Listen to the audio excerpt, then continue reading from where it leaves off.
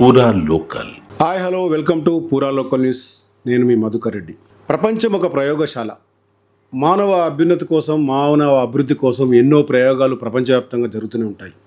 రోజు రోజుకు యువ సైంటిస్టులు బయటకు వస్తుంటారు. రీసెర్చ్ స్కాలర్స్ కూడా పెద్ద ఎత్తున రీసెర్చ్ జరుగుతుంటాయి. అయితే ప్రస్తుతం మనతో కరీంనగర్ జిల్లాకు చెందిన ఒక యువ రీసెర్చ్ స్కాలర్ మనతో ఉన్నారు, గౌతమ్ కృష్ణతేజ.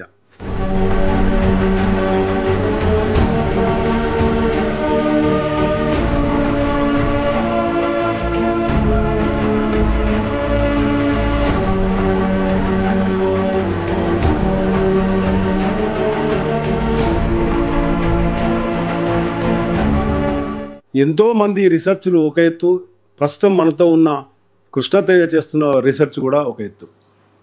ప్రపంచంలో అత్యధికంగా మనం భయపడేది అగ్నిపర్వతాలు బద్దలైనప్పుడు వచ్చే లావా. అసలు అగ్నిపర్వతాలకు ఉన్న చరిత్ర ఇప్పటికే చాలా రీసెర్చ్ జరుగుతుండగా, లావా బయటకు వచ్చిన తర్వాత ఆ మెటీరియల్లో ఉన్న క్యారెక్టర్స్ ఏంటి, ఆ మెటీరియల్ దేనికి ఉపయోగపడుతుంది, దీనికి సంబంధించి రీసెర్చ్ చేసేందుకు ముందుకొచ్చారు కృష్ణతేజ. ఈ నేపథ్యంలో అతని కెరియర్ అంతా కరీంనగర్ జిల్లాలో జరిగినప్పటికీ ఇస్రోలో ఒక రీసెర్చ్ స్కాలర్గా వెళ్ళి అక్కడి నుంచి తన ఆలోచనలు మార్చుకొని అండమాన్ నికోబార్లో ఉన్న బ్యారన్ వల్కనోకు సంబంధించిన ఒక రీసెర్చ్ చేసి మన ముందుకు వచ్చారు. దీనికి సంబంధించి రికగ్నేషన్ కూడా వచ్చింది, ఒక డాక్టరేట్ కూడా పొందడం జరిగింది. ఆయన అడిగి తెలుసుకుందాం అసలు ఈ నేపథ్యం ఏంది, ఆ వచ్చిన ఇంట్రెస్ట్లో కారణం ఎవరు, ఏం చేయాలనుకున్నా తెలుసుకుందాం. కృష్ణతేజ హాయ్, చెప్పండి.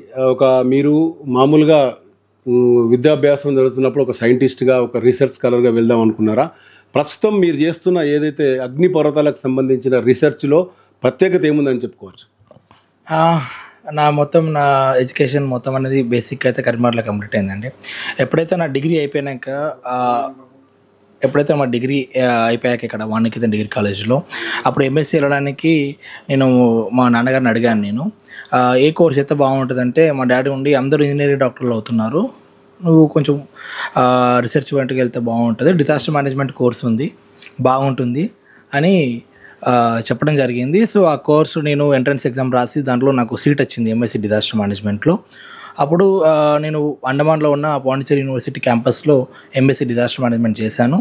దాన్ని కంప్లీట్ అయ్యే వరకు నాకు గోల్డ్ మెడల్ వచ్చింది. ఎంఎస్సీ డిజాస్టర్ మేనేజ్మెంట్లో గోల్డ్ మెడల్ సాధించాను. సో ఆ గోల్డ్ మెడల్ సాధించిన తర్వాత government of India department of science and technology ద్వారా నాకు వచ్చిన ఇన్స్పైర్ ఫెలోషిప్ ఉందండి. ఆ ఇన్స్పైర్ ఫెలోషిప్ ద్వారా నేను ఈ రీసెర్చ్ యాక్టివిటీ క్యారీ అవుట్ చేశాను. ఈ టాపిక్ వచ్చేసరికి జియోడైనమిక్స్ ఆఫ్ బారన్ ఐలాండ్ వల్కనిజం అండి, insights from Jio spatial technologies అండి. ఈ రీసెర్చ్ ప్రత్యేకత ఏమిటంటే మన ప్రపంచంలో మొత్తానికి 1400 పైగా వల్కనోస్ ఉన్నాయండి. సో దానిలో ఎక్కువ శాతం మనము యూరోప్లో చూడొచ్చు అండ్ ఇండోనేషియాలో చూడొచ్చు, పెసిఫిక్ రింగ్ ఉంటుందండి, దానిలో చూడొచ్చు. కానీ మన ఇండియాలో ఒకే ఒక వల్కనో, యాక్టివ్ వల్కనో ఉందండి. దాని మీద చాలా తక్కువ రీసెర్చ్ జరగడం అనేది అబ్జర్వ్ చేస్తాము మా లిటరేచర్లో. సో దాని తర్వాత మా రీసెర్చ్ అనేది ఎలా ప్లాన్ చేసామంటే, ఈ వల్కనోస్ చేయబట్టి చుట్టుపక్కల ఉన్న ప్రాంతాలకు ఎలాంటి ఎఫెక్ట్ అవుతుంది, లేదా ఈ వల్కనోస్ సైక్లాన్స్ మీద ఎలా ఎఫెక్ట్ పడుతున్నాయి అని చెప్పిన ఒక రీసెర్చ్ కోసం తోటి స్టార్ట్ చేయడం జరిగింది. సో దీని రిజల్ట్ వచ్చేసరికి ఫ్యాంటాస్టిక్ రిజల్ట్స్ అవుట్కడం వచ్చిందండి. సో ఆ రిజల్ట్స్ అన్నిటిని మేము డిఫరెంట్ పబ్లికేషన్స్ ద్వారా మేము పబ్లిష్ చేసామండి. ఒక రకంగా చూస్తే మనము గతంలో చిన్నతనం నుంచి ఎవరైనా కూడా భారతీయులకు ఎక్కువగా ఈ లావాకు సంబంధించి అగ్నిపర్వతాలను మనం విదేశాల నుంచి వీడియోలు, యూట్యూబ్లు, సినిమాలో చూసాం కదా. మీరు అక్కడికి వెళ్ళారు, అప్పుడు అక్కడ మీరు వెళ్ళినప్పుడు అక్కడ లావా రావడం కానీ, అగ్నిపర్వతం బద్దలం కావడం ఇవన్నీ ఉన్నాయి. మీరు ఎంత డిస్టెన్స్లో ఉన్నారు, మీరు ఏమనుకున్నారు ఆ సందర్భంలో? మేము ఫస్ట్ టైం ఫీల్డ్ సర్వీకి వెళ్ళామండి, ఎక్స్పెడిషన్ చేసాము. 2019లో ఇండియన్ కోస్ట్ గార్డ్ ద్వారా మేము ఆ ఫీల్డ్ ఎక్స్పెడిషన్ చేసాము. ఎప్పుడైతే అక్కడికి వెళ్ళామో దాని దగ్గర వల్కనో దగ్గర ఒక 100 నుంచి 200 మీటర్ల దూరం సముద్రంలో మా షిప్ ఆగిందండి. ఆగినప్పుడే ఒక సడన్గా ఒక పెద్ద సౌండ్ వచ్చింది. ఆ సౌండ్ ఏంటిదా అని చెప్పని కెప్టెన్ పిలిచి చూపిస్తే అది అప్పుడే వల్కనో బ్లాస్ట్ అయిపోయి హ్యూజ్ హ్యాష్ అనేది బయటకు వచ్చేసింది అట్మాస్ఫియర్లో, లైక్ గాల్లో కలిసిపోయి. మా టువర్డ్స్ అనేది సౌత్ డైరెక్షన్ వెళ్ళిపోతున్నప్పుడు మా కెప్టెన్ అన్నారు, ఇండియన్ కోస్ట్ గార్డ్ కెప్టెన్ చెప్పారు, అది ఇప్పుడు వల్కనో యాక్టివ్గా ఉంది, ఇప్పుడు వెళ్తే చాలా కష్టం అని చెప్పని మాకు చెప్పడం జరిగింది. కానీ మేము అక్కడ దాకా వెళ్ళాం కదా, ఎందుకు ఈ అవకాశాన్ని వదిలేసుకోవాలని చెప్పని పట్టు వదలకుండా మేము అక్కడికి వెళ్ళామండి. వెళ్ళి అక్కడ అది మేము ఆ ఐలాండ్ మీద మేము 3 నుంచి 4 గంటలు, ఎప్పుడైనా మేము 3 సార్లు వెళ్ళామండి. 3 సార్లు మేము 3 నుంచి 4 గంటల వరకు ఫీల్డ్ వర్క్ చేసామండి. అక్కడ ప్రతి 10 నిమిషాల నుంచి నుంచి 15 నిమిషాల మధ్యలో 10-15 నిమిషాల మధ్యలో ఒక బ్లాస్ట్ అండి. బ్లాస్ట్ అంటే పెద్ద యాష్ మెటీరియల్స్ అనేది బయటకు వచ్చి పడుతూ ఉంటాయి.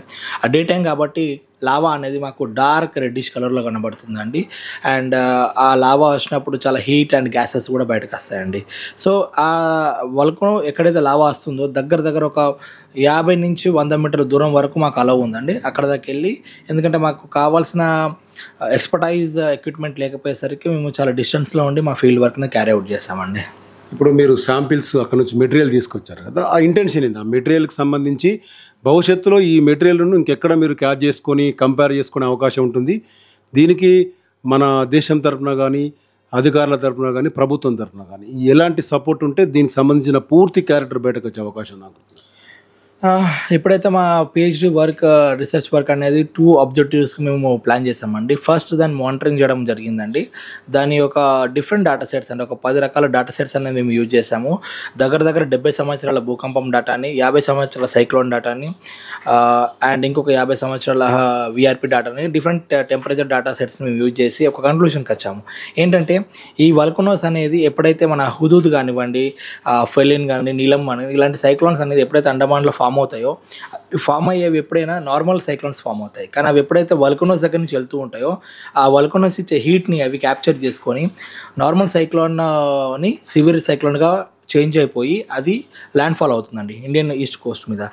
బెస్ట్ ఎగ్జాంపుల్ అండి హుదూద్ అండి. హుదూద్ అనేది సేమ్ సివియర్గా అది ఎప్పుడైతే ఆ వల్కనో నుంచి పాస్ అవుతుందో మా డాటా ఏం చెప్పిందంటే, ఎప్పుడైతే ఆ వల్కనో దగ్గరికి వచ్చేటప్పటికి ఈ సైక్లోన్ అనేది స్పీడ్ పెరిగిందండి. స్పీడ్ పెరిగి ఆ హైట్ తీసుకొని బాగా సివియర్ సైక్లోన్గా ఫామ్ అయ్యి మన విశాఖపట్నం మీద ఫాల్ అయింది అన్నది. దాని డ్యామేజ్ మీకు అన్నీ తెలిసే ఉంటుంది. సో ఆ ఒక రీసెర్చ్ అయితే మాది రెండో పార్ట్ ఏంటంటే, ఆ శాంపిల్స్ ఏదైతే మేము తీసుకొచ్చామో యాషెస్ కానివ్వండి, రాక్స్ కానివ్వండి, ఆ వాటర్ శాంపిల్స్ కానివ్వండి, ఆ శాంపిల్స్ అన్ని మేము ఎందుకు తీసుకొచ్చామంటే దాన్ని ఐఆర్ఎస్ ల్యాబ్లో మేము దాన్ని డిఫరెంట్ ఇన్స్ట్రుమెంట్ తోటి త్రూఅవుట్ ఇండియాలో ఎక్కడెక్కడ బెస్ట్ ఎక్విప్మెంట్స్ ఉంటాయో వాటికి పంపించేసి అనాలిసిస్ చేస్తాం. దాని ఇంటెన్షన్ ఏంటంటే ఆ అనాలిసిస్కి మార్స్ స్టడీస్కి మేము అనలాగ్ స్టడీ చేస్తున్నామండి. ఫర్ ఎగ్జాంపుల్ మనం మార్స్ మీద ఫీల్డ్కి వెళ్ళలేం కాబట్టి, సో అక్కడున్న ఎన్విరాన్మెంట్ ఎలా ఉంటుందో అలాంటి ఎన్విరాన్మెంట్ ఇక్కడ మన ఇండియాలో మన బౌండరీస్లో ఎక్కడ సూటబుల్ ఉంటుందో ఐడెంటిఫై చేసి అక్కడ శాంపుల్స్ తీసుకొని ఇక్కడ శాంపుల్స్ని మేము అనలైజ్ చేసి ఈ సైట్స్ని మేము అనలాగ్ స్టడీగా మేము డిక్లేర్ చేస్తామండి. అంటే ఎవరైతే ఫర్దర్గా వచ్చే రీసెర్చర్స్ ఎవరైతే ఉంటారో వాళ్ళు ఈ ఏరియాస్కి వెళ్ళి మార్స్ స్టడీస్ అనేది కంటిన్యూ చేసుకోవచ్చు అండి. సో ఈ ఫండింగ్స్ మొత్తానికి డిపార్ట్మెంట్ ఆఫ్ స్పేస్, ఇస్రో వాళ్ళే సపరేట్ ఫండ్ అలొకేషన్స్ ఉంటుందండి. వాళ్ళ ప్రాజెక్ట్ త్రూ ఇంటర్నల్ ప్రాజెక్ట్స్ అంటారండి. ఇవి ఇంటర్నల్ ప్రాజెక్ట్స్ త్రూ ఇవి సపోర్ట్ చేస్తుంటారండి ఈ ఫీల్డ్. మీతో పాటు ఎంతమంది అక్కడికి వచ్చారు? మీరు అంత స్టూడెంట్సే వెళ్ళారా? మీకు గైడెన్స్గా ఎవరైనా వచ్చారా? అసలు ఎందుకు ఈ వల్కనో మీద ఎందుకు చేయాలనిపించింది మీకు? ఈ వల్కనో మీద ఎందుకు చేయాలనుకున్నానంటే, నేను ఇంతకుముందే చెప్పాను, మన మొత్తం ప్రపంచంలో 1400 వల్కనోస్ ఉన్నాయి పైగా. కానీ మన సౌత్ ఈస్ట్ ఏషియాలో, ఇండియాలో ఒకే ఒక యాక్టివ్ వల్కనో ఉంది. అది కూడా సముద్రం మధ్యలో. అంటే దాని యాక్చువల్లీ సైజ్ వచ్చేసరికి 3 కిలోమీటర్ల లోపలికి ఉంటుందండి సముద్రంలో. అంత పెద్ద వల్కనో ఒక 300 మీటర్లు మాత్రం టాప్ అనేది సముద్రం పైన ఉంటుందండి. సో ఈ ఒక్క వల్కనో ఎందుకు ఐసోలేట్గా చేసుకోవాలి? ఎందుకంటే మన దేశంలో మొత్తం డిఫరెంట్ రీసెర్చ్ చేశారు, కానీ వల్కనోస్ మీద చాలా తక్కువ మంది చేశారు. సో ఈ రీసెర్చ్లో మేము జస్ట్ ఇంటెన్షన్ అంటే దీని మార్స్ను దీనికి ఎలా కనెక్ట్ చేయాలనే మెయిన్ ఇంటెన్షన్తో వర్క్ స్టార్ట్ చేస్తాము. దీనికోసమే 2019లో నేను ఒక ఇస్రో సైంటిస్ట్ వెళ్ళామండి. దాని టైంలో నేను టీమ్ లీడ్ చేశాను. సెకండ్ టైం టీంలో మేము 4 వెళ్ళామండి. అప్పుడు మేము జియో ఫిజికల్ సర్వే చేసాము. వల్కనో కింద ఏమేమి మెటీరియల్స్ ఉన్నాయి, వల్కనో ఛాంబర్స్ ఎక్కడ ఉన్నాయి, మ్యాగ్మా ఛాంబర్స్ ఎక్కడ ఉన్నాయని ఐడెంటిఫై చేయడం జియో ఫిజికల్ సర్వే చేస్తాం. ఆ సర్వే చేయడం ఇండియాలో మొత్తం మా టీమే చేసిందండి ఫస్ట్ ఇంతవరకు. సో థర్డ్ టైం వెళ్ళామండి. దానిలో థర్డ్ టైం కూడా 5 మెంబర్లు అండి. నేను మమతా మేడం ఉంది. Mamata madam is a team lead అప్పుడు. సో నేను ఒకటి and my assistant, field assistants మేము తీసుకెళ్ళామండి అక్కడికి. ఎందుకంటే కొన్ని శాంపుల్స్ తీసుకురావాలి అండ్ ఫోటోగ్రఫీస్ తీసుకోవాలి కాబట్టి ఒక టీమ్ అరేంజ్ చేసుకొని డిఫరెంట్ ఇన్స్టిట్యూట్స్ నుంచి మేము తీసుకుని వెళ్ళామండి. ఇప్పుడు మార్స్ మెటీరియల్కును ఇప్పుడు మీరు తెచ్చిన ఇక్కడి బ్యారన్కి సంబంధించిన మెటీరియల్ వీటి కంపారిజన్లో ఏమన్నా మీకు క్యారెక్టర్ సిమిలారిటీ ఇవన్నీ తెలిసిందా? ఇంకా ముందుకు సాగుతుందా రీసెర్చ్? ఇప్పుడైతే మన ఇస్రో అనేది మార్స్ నెక్స్ట్ మిషన్ని డిక్లేర్ చేసిందండి. ఆ మిషన్లో ఒక ఇన్స్ట్రుమెంట్ పంపిస్తున్నాడండి చిన్నది. ఆ ఇన్స్ట్రుమెంట్ అక్కడికి వెళ్ళి శాంపుల్ కలెక్ట్ చేసి ఆ ఇన్స్ట్రుమెంట్ ఇక్కడ ఇండియాలో కూడా ల్యాబ్స్లో అవైలబుల్ ఉందండి. సో ఇక్కడ చేసే అనాలిసిస్ ఆ ఇన్స్ట్రుమెంట్ అక్కడికి వెళ్ళి తీసుకొచ్చే శాంపుల్స్ని దాని తర్వాత కంపేర్ చేసి సూటబుల్ ఉందా లేదా కంపారిజన్ స్టడీ చేసి మేము ఒక రిపోర్ట్ తయారు చేసి మేము సబ్మిట్ చేస్తామండి. సో ఈ మిషన్ అక్కడికి వెళ్ళి శాంపుల్ తీసుకున్నాకనే ఈ డేటాబేస్ అనేది మనకి యూస్ అవుతుందండి. డిజాస్టర్ మేనేజ్మెంట్లో ఇప్పుడు మీరు చేస్తున్న రీసెర్చ్ రానున్న రోజుల్లో దేశానికి ఎలా ఉపయోగపడుతుంది? సో నేను చేస్తున్న రీసెర్చ్ డిజాస్టర్ మేనేజ్మెంట్లో ఇనిషియల్లీ మేము వల్కనోస్ మీద చేసాము. అది దాని ఇంపాక్ట్ ఎన్విరాన్మెంట్ మీద ఏముంటుంది, సైక్లోన్స్ మీద ఎలా ఇన్ఫ్లుయెన్స్ చేస్తుంది, అండ్ అండమాన్ మీద అడ్మినిస్ట్రేషన్ మీద ఎలా ఎఫెక్ట్ పడుతుందని మేము ఎక్కువ ఫోకస్ చేసాము. కరెంట్లీ ఇప్పుడు డిజాస్టర్ మేనేజ్మెంట్లో నేను తెలంగాణ మీద చాలా వర్క్ చేస్తున్నానండి. ఎందుకంటే ఫ్లడ్స్ మీద కానివ్వండి, హీట్ వేవ్ మీద కానీ నేను చాలా ఫోకస్ చేసి వర్క్ చేస్తున్నాను. ఎందుకంటే Telangana is very prone to the floods as well as for the heat waves అండి. సో పర్టికులర్లీ అదైతే ఇప్పుడు నేను ఇది ఇనిషియల్ స్టేజ్లో ఉంది, డాక్యుమెంటేషన్స్ కానీ అనాలిసిస్ కానీ ఇనిషియల్ స్టేజ్లో ఉంది. ఫర్దర్గా ఈ ఇన్ఫర్మేషన్ త్రూ రిపోర్ట్స్ కానివ్వండి మేము పబ్లిష్ చేస్తామండి. ఇప్పుడు మీరు అక్కడ వెళ్ళిన తర్వాత అంత ఐసోలేటెడ్ ఏరియా అది, మీరు అంటే ఎన్ని అవర్స్ ఉన్నారు వెళ్ళినప్పుడల్లా? ఇప్పుడు నైట్ ఉన్నారా? నైట్ ఉండి అక్కడ పరిస్థితి గమనించే అవకాశం వచ్చిందా?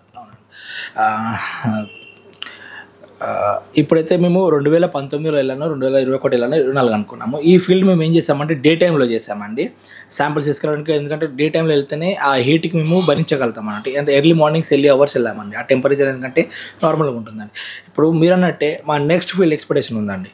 అది నవంబర్లో కానివ్వండి, ఆ టైంలో మేము ప్లాన్ చేస్తున్నాం, అక్టోబర్ నవంబర్లో with full team, dedicate team to stay. అక్కడనే ఒక 2 రోజులు ఉండి మొత్తం ఏరియాని సర్వే చేస్తామండి. సో ఆ ప్లాన్ అనేది ప్రపోజల్ పుట్టప్ చేసామండి. నెక్స్ట్ టైం వెళ్ళినప్పుడు మేము అక్కడ ఖచ్చితంగా 2-3 డేస్ ఉండి అక్కడనే నైట్ క్యాంప్ వేసుకొని అక్కడనే రీసెర్చ్ వర్క్ అన్ని అంటే ఎక్విప్మెంట్ పెట్టి ఏమేమి డేటా అనాలిసిస్ చేసుకోవాలి అక్కడ చేసుకొని మేము తీసుకొని వచ్చేస్తాం. ఇప్పటికైతే ప్రజెంట్లీ అయితే మేము అక్కడికి వెళ్ళింది డే టైంలో వెళ్ళామండి. ఒక 3 నుంచి 4 అవర్స్ దాకా అక్కడ స్టే చేయడం జరిగిందండి. ఎందుకంటే అక్కడికి ట్రెక్ చేయాలన్నట్టు. దిగిన దగ్గర నుంచి అక్కడికి ట్రెక్ చేయాలంటే కనీసం మనం 1 కిలోమీటర్ నడవాలండి లోపలికి. మీ ఫ్యూచర్ టాస్క్ ఏంది? ఇప్పుడు ఇది కంప్లీట్ కావడానికి టైం పట్టిన తర్వాత ఇంకేం చెప్పదలుచుకున్నారు? కొత్తగా రీసెర్చ్ చేయాలనుకున్న వాళ్ళు సైంటిస్టులకు కానీ మీరు ఇచ్చే దీన్ని బట్టి మీరు అన్నట్టుగా చాలా తక్కువ మంది ఈ వాల్కనో మీద వర్కౌట్ చేశారని చెప్తున్నారు కదా. మీరు ఇప్పుడు ఈ ప్రస్తుతం మీరు చేస్తున్న పని గురించి మీకు ఎలాంటి సంతృప్తి ఉంది? మీరు ఏం చెప్పదలుచుకున్నారు? నా వర్క్ మీద అయితే నేను చాలా సంతోషంగా ఉన్నానండి. ఎందుకంటే I received lot of appreciation from different organisations అండి. నేను ఇండియన్ కోస్ట్ గార్డ్ నుంచి వచ్చే అప్రిసియేషన్ చాలా పెద్దది నాకు ఇంతవరకు. వాళ్ళు పిలిచి మరి మెచ్చుకున్నారు కావాల్సిందని. సో ఫర్దర్గా ఎవరైతే రీసెర్చ్ దీని మీద చేయాలంటారు, యాక్చువల్ మేము ఫండమెంటల్ క్వశ్చన్ని ఆన్సర్ చేసామన్నట్టు. ఎప్పుడైతే అందరూ సైక్లోన్స్ ఎలా వస్తుంది, ఎలా డైరెక్షన్లో పోతుంది, ఎక్కడ ల్యాండ్ ఫాలో అవుతుంది అని చెప్పని ఈ కణంలో ఈ టైప్ ఆఫ్ స్టడీ చేశారు. కానివ్వండి ఆ సైక్లోన్ నార్మల్గా ఉన్నప్పుడు నార్మల్ ఉన్న సైక్లోన్ సివియర్గా ఎట్లా మారుతుంది, అసలు దానికి ఎనర్జీ ఎక్కడి నుంచి వస్తుంది. సో అలాంటి స్టడీస్ చేయడం చాలా తక్కువ అండి. ఇది ఇస్ ఫండమెంటల్ రీసెర్చ్ క్వశ్చన్ అండి ఇది. సో దాన్ని మేము చేసేకి చాలా నాకు ఆనందంగా ఉంది. ఫర్దర్గా ఎవరైతే రీసెర్చ్ చేసి రావాలనుకుంటారో ఈ ఫీల్డ్లో ఈ వల్కనోస్ కానివ్వండి, ఈ వల్కనోస్ మార్స్ స్టడీస్ని కంటిన్యూ చేయొచ్చు అని చెప్పండి. ఎందుకంటే ప్లానటరీ సైన్స్లో స్పేస్ ఎక్స్ప్లోరేషన్ స్టడీస్లో చాలామంది కావాల్సి ఉంది, నీడ్ ఉందండి అక్కడ. ఆ గ్యాప్ అనేది కూడా ఇస్రోలో కూడా ఉంది. అండ్ లాట్ ఆఫ్ స్కీమ్స్ అనేది ఇస్రో కూడా స్టార్ట్ చేసింది. స్కూల్ లెవెల్ నుంచే మాకు స్పేస్ మీద ఇంట్రెస్ట్ రావడానికి డిఫరెంట్ స్కీమ్స్ పెట్టింది. ఎందుకంటే ఈ వల్కనోస్ కానివ్వండి, మార్స్ స్టడీస్ కానివ్వండి, మూన్ స్టడీస్ కానివ్వండి, వీటికి కావాల్సిన స్ట్రెంగ్త్ అనేది, మ్యాన్ పవర్ అనేది ఈ ఫీల్డ్లో తక్కువ ఉందండి, స్పెషల్ ఇన్ ఇండియాలో అండి. సో ఈ నా రిక్వెస్ట్ ఏంటంటే చాలామంది స్కూల్ విద్యార్థులు కానివ్వండి, డిగ్రీ కాలేజ్లో ఉన్న వాళ్ళు కానివ్వండి, ఈ టైప్ ఆఫ్ స్టడీస్ మీద ఇంట్రెస్ట్ చేసి రీసెర్చ్ తరపు వస్తే దీంట్లో చాలా స్కోప్ ఉంటుందండి. గవర్నమెంట్ కూడా త్రూ డిఫరెంట్ స్కీమ్స్ అని ఎంకరేజ్ చేస్తుందండి. అంటే ఇలాంటి రీసెర్చ్కి పోవాలంటే ఆర్థికంగా కుటుంబ నేపథ్యం ఉండాలా, లేకుంటే ప్రభుత్వం సపోర్ట్ ఉంటుందా? మీరు ఎక్స్పెన్సెస్కి సంబంధించి ఎలా ఉంటుంది ఎవరైనా కొత్త వారు రావాలనుకుంటే? చూడండి, దీంట్లో ఈ ఇస్రోలోకి ఎంట్రీ కావాలంటే అండి మనకి ఎంఎస్సి దాంట్లో ఇంజనీరింగ్ చేసిన వాళ్ళకు కూడా ఎంట్రీ ఉంటుందండి. As well as MSc computer science చేసిన వాళ్ళకి కనుకండి, ఎయిర్ సైన్స్ చేసిన వాళ్ళు, జియోగ్రఫీ, డిఫరెంట్ స్ట్రీమ్స్ ఉన్న వాళ్ళు కూడా అలా ఉంటుందండి. ఎప్పుడైతే మీరు ఐఆర్ఎస్లో ఇస్రోలో జాయిన్ కావాలనుకున్నా కానీ వాళ్ళ స్కీమ్స్ ఉంటాయండి, వాళ్ళకి ప్రాజెక్ట్స్ ఉంటాయండి. ఫర్ ఎగ్జాంపుల్ మీకు పిహెచ్డీ చేయాలనుకోండి, మీకు సెంట్రల్ గవర్నమెంట్ అనేది ఫండింగ్స్ ఇస్తూ ఉంటుందండి. ఫర్ ఎగ్జాంపుల్ మీరు జేఆర్ఎఫ్ నెట్ అనుకోండి, so you can entry the easy to the PhD in the ISRO. And మీకు ఫండింగ్ లేదు, సో మీరు రీసెర్చ్ చేయాలనుకుంటున్నారు. సో అప్పుడు ఏమవుతుందంటే ఇస్రో ఐఆర్ఎస్ ఏం చేస్తుందంటే ఎవ్రీ ఇయర్ ఒక ఎగ్జామ్ కండక్ట్ చేస్తుందండి, ఎంట్రన్స్ ఎగ్జామ్. ఆ ఎంట్రన్స్ ఎగ్జామ్ క్లియర్ చేస్తే మీకు రీసెర్చ్ చేయడానికి అవకాశంగా ఫండింగ్ మొత్తం ఇస్రోనే బేర్ చేస్తుందండి. అట్ సేమ్ టైం మీరు డిగ్రీ లెవెల్లో ఉన్నారనుకోండి, అట్ సేమ్ పీజీ లెవెల్లో ఉన్నారు, మీరు ఇంటర్న్షిప్ చేయాలనుకుంటున్నారు. సో మీరు ఒక మెయిల్ అనేది డ్రాప్ చేస్తే ఐఆర్ఎస్లో ఎవ్రీ ఇయర్ ట్వైస్ అనే ఇంటర్న్షిప్ జరుగుతుందండి, 3 monthsకి. సో వాళ్ళు పిలిచి ఆ డిఫరెంట్ టాపిక్స్ మీద వర్క్ చేయడానికి ఎంకరేజ్ చేస్తారండి. ఇది ప్రకృతి మొత్తానికి అంతు లేని ప్రశ్నలకు జవాబు కోసం వెతుకుతున్న ప్రపంచవ్యాప్తంగా సైంటిస్టులు ముందుకొస్తున్నారు. ఎంత వెతికినా కూడా ప్రకృతిలో ఎన్నో అంతులేని ప్రశ్నలు మిగులుతూనే ఉంటాయి. అయితే ప్రస్తుతం కృష్ణతేజ చేస్తున్న ప్రయత్నం చాలా అభినందనీయమైనప్పటికీ ఇంకా రానున్న రోజుల్లో అనుకున్న టాస్క్ ఆయన విజయం సాధించి టాస్క్ను ఛేదించాలని కోరుకుందాం. మనం ఇప్పటిదాకా ఇంటర్వ్యూలో చూసాం, కొత్తగా ఇస్రోలో చేరాలనుకున్నా కూడా, ఇలాంటి రీసెర్చ్లకు పోవాలనుకున్నా కూడా చాలా స్కీమ్స్ ఇవన్నీ ఉంటారు. కాబట్టి ఎవరైనా ఇంట్రెస్ట్ ఉంటే కూడా ఇలాంటి వాటికి ప్రయత్నం చేస్తే రానున్న రోజుల్లో ఇంకా కొత్త సైంటిస్టులు కూడా ముందుకొచ్చే అవకాశం ఉంది. కెమెరా పర్సన్ మహిదర్తో మధుకర్ రెడ్డి, పురా లోకల్ న్యూస్, కరీంనగర్.